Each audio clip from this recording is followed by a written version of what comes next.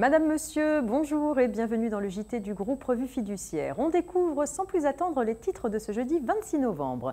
ISF et biens professionnels, déclaration sociale nominative et rupture des relations commerciales.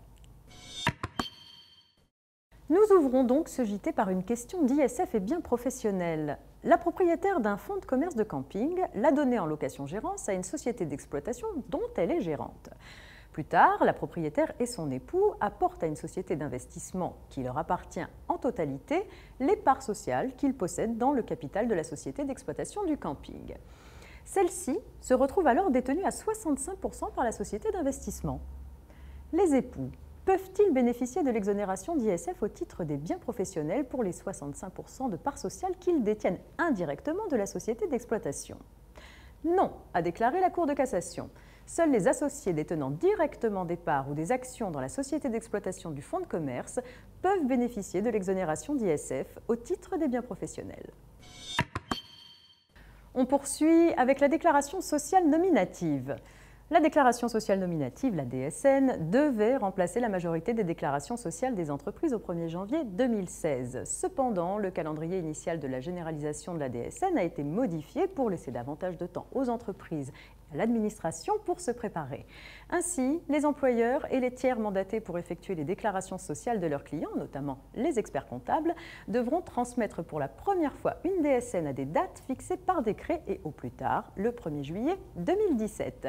La généralisation de la DSN se fera progressivement en fonction du montant annuel des cotisations versées ou des effectifs ainsi que de la qualité de déclarant ou de tiers déclarant. Une histoire de rupture des relations commerciales pour terminer. Deux sociétés d'équipement industriel d'un groupe automobile qui s'approvisionnaient en matériel auprès d'un même fournisseur mettent fin à leur relation commerciale 5 ans plus tard sans respecter de préavis. Le fournisseur les assigne en réparation du préjudice subi du fait de cette rupture brutale de leur relation. Les juges ont considéré que le fournisseur aurait dû bénéficier d'un préavis de 1 an de la part des deux sociétés. Ils motivent leur décision par la durée des relations commerciales établies entre le fournisseur et les deux sociétés d'un même groupe, la similitude des conditions et des motifs de rupture de la part des deux sociétés et par l'importance de la perte de chiffre d'affaires pour le fournisseur qu'engendre la perte de ses deux clients. La Cour de cassation rejette la décision des juges sur la fixation d'une durée de préavis identique pour les deux sociétés.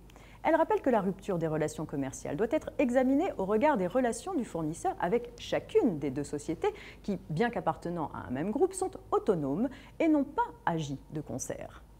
C'est la fin de cette édition. Très bonne journée à tous et à demain.